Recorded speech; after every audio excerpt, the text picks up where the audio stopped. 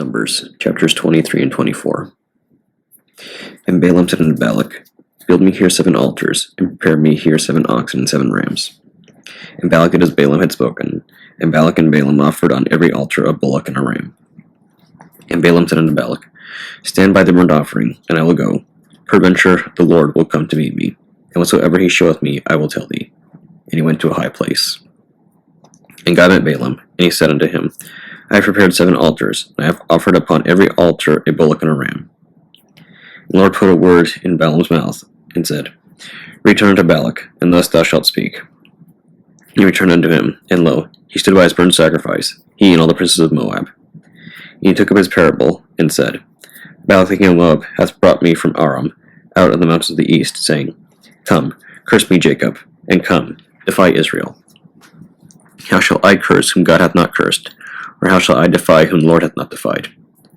For from the top of the rocks I see him, and from the hills I behold him. Lo, the people shall dwell alone, and shall not be reckoned among the nations. Who can count the dust of Jacob, and the number of the 4th part of Israel? Let me die the death of the righteous, and let my last end be like his. And Balak said unto Balaam, What hast thou done unto me? I took thee to curse mine enemies, and, behold, thou hast blessed them altogether. And he answered and said, Must I not take heed to speak that which the Lord hath put in my mouth? And Balak said unto him, Come, I pray thee, with me unto another place, from whence thou mayst seest them. Thou shalt see but the uttermost part of them, and shalt not see them all, and curse me them from thence. And he brought him into the field of Zophim, to the top of Pisgah, and built 7 altars, and offered a bullock and a ram on every altar. And he said unto Balak, Stand here by the burnt offering, while I meet the Lord yonder. And the Lord met Balaam, and put a word in his mouth, and said, Go into Balak, and say thus. And when he came to him, behold, he stood by his burnt offering, and the princes of Moab with him. And Balak said unto him, What hath the Lord spoken? And he took up his parable, and said, Rise up, Balak, and hear. Hearken unto me, thou son of Zippor. God is not a man that he should lie, neither the son of man that he should repent. Hath he said, and shall he not do it? Or hath he spoken, and shall he not make it good? Behold, I have received commandment to bless, and he hath blessed, and I cannot reverse it. He hath not beheld iniquity in Jacob, neither hath he seen perverseness in Israel. The Lord his God is with him, and the shout of a king is among them. God brought them out of Egypt. He hath as it were the strength of a unicorn. Surely there is no enchantment against Jacob, neither is there any divination against Israel. According to this time it shall be said of Jacob and of Israel, What hath God wrought? Behold, the people shall rise up as a great lion, and lift up himself as a young lion. He shall not lie down until he eat of the prey, and drink the blood of the slain. And Balak said unto Balaam, Neither curse them at all, nor bless them at all. But Balaam answered and said unto Balak, Told not I thee, saying, All that the Lord speaketh that I must do? And Balak said unto Balaam, Come, I pray thee, I will bring thee unto another place. Peradventure it will please God, that thou mayest curse me them from thence.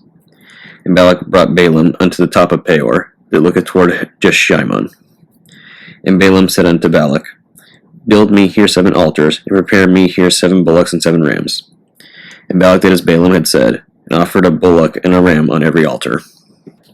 And when Balaam saw that it pleased the Lord to bless Israel, he went not, as at other times, to seek for enchantments, but he set his face toward the wilderness.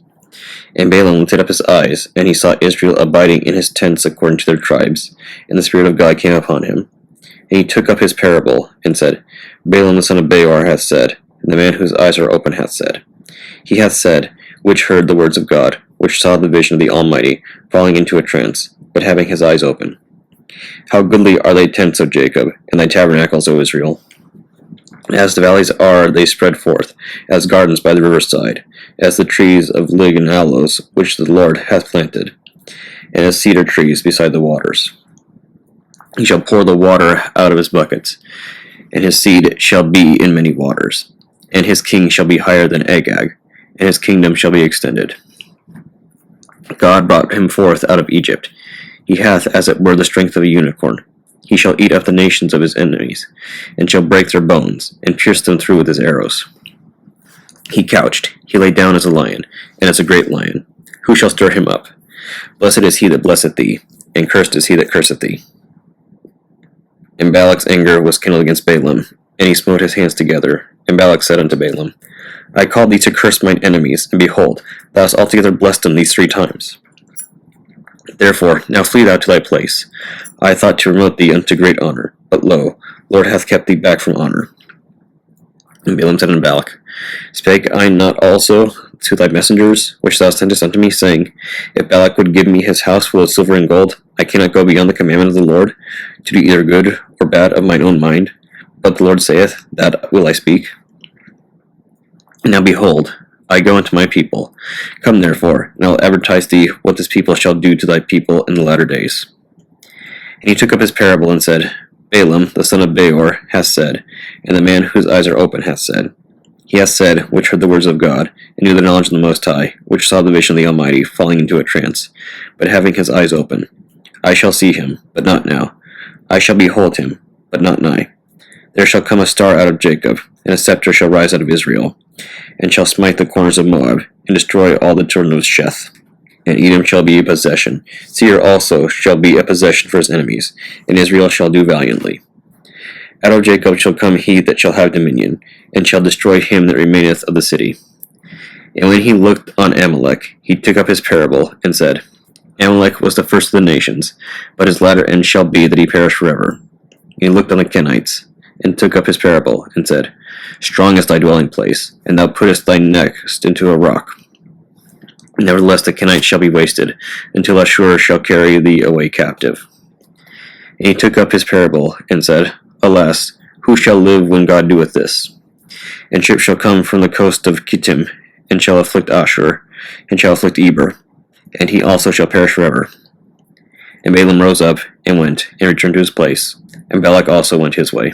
Psalm 56, to the chief musician, upon Jonathilim Rekokim, Mechtam of David, when the Philistines took him in Gath. Be merciful unto me, O God, for man would swallow me up. He, fighting daily, oppresseth me. Mine enemies would daily swallow me up, for they be many that fight against me, O thou Most High. What time I am afraid, I will trust in thee. In God I will praise his word. In God I have put my trust. I will not fear what flesh can do unto me. Every day they that wrest my words, all their thoughts are against me for evil. They gather themselves together, they hide themselves, they mark my steps, when they wait for my soul. Shall they escape by iniquity? In thine anger cast down the people, O God. Thou tellest my wanderings. Put thou my tears into thy bottle.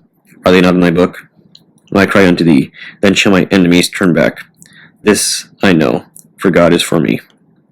In God will I praise his word. In the Lord will I praise his word. In God have I put my trust. I will not be afraid what man can do unto me. Thy vows are upon me, O God. I will render praises unto thee. For thou hast delivered my soul from death. Wilt not thou deliver my feet from falling, that I may walk before God in the light of the living? Proverbs chapter 10, verses 17 through 22. He is in the way of life that keepeth instruction, but he that refuseth reproof erreth. He that hideth hatred with lying lips, and he that uttereth a slander, is a fool. In the multitude of words there wanteth not sin, but he that refraineth his lips is wise. The tongue of the just is as choice silver, the heart of the wicked is little worth. The lips of the righteous feed many, but fools die for want of wisdom. The blessing of the Lord, it maketh rich, and he addeth no sorrow with it. The wisdom of Solomon, chapter 8.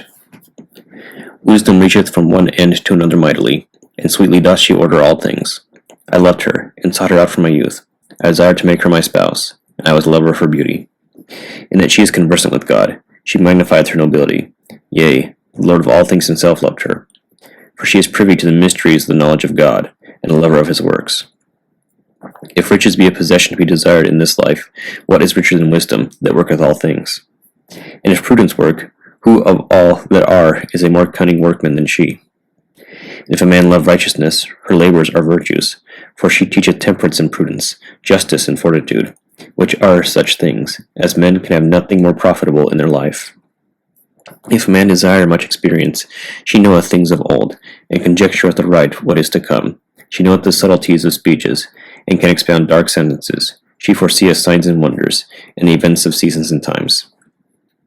Therefore I purpose to take her to me to live with me, knowing that she would be a counselor of good things, and a comfort in cases in grief.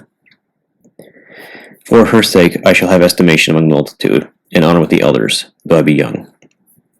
I shall be found of a quick conceit and judgment, and shall be admired in the sight of great men.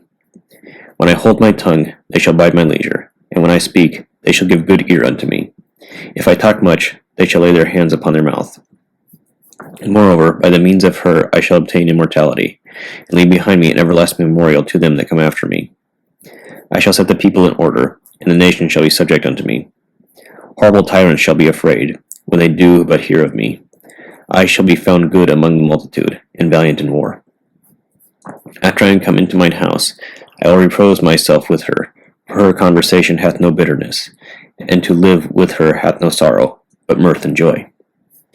Now when I consider these things in myself, and ponder them in my heart, how that to be allied unto wisdom is immortality, and great pleasure it is to have her friendship, and the works of her hands are infinite riches, and in the exercise of conference with her, prudence, and in talking with her, a good report. I went about seeking how to take her to me. For I was a witty child, and had a good spirit. Yea, rather being good, I came into a bodily undefiled. Nevertheless, when I perceived that I could not otherwise obtain her, except God gave her me, and that was a point of wisdom also, to know whose gift she was, I prayed unto the Lord, and besought him.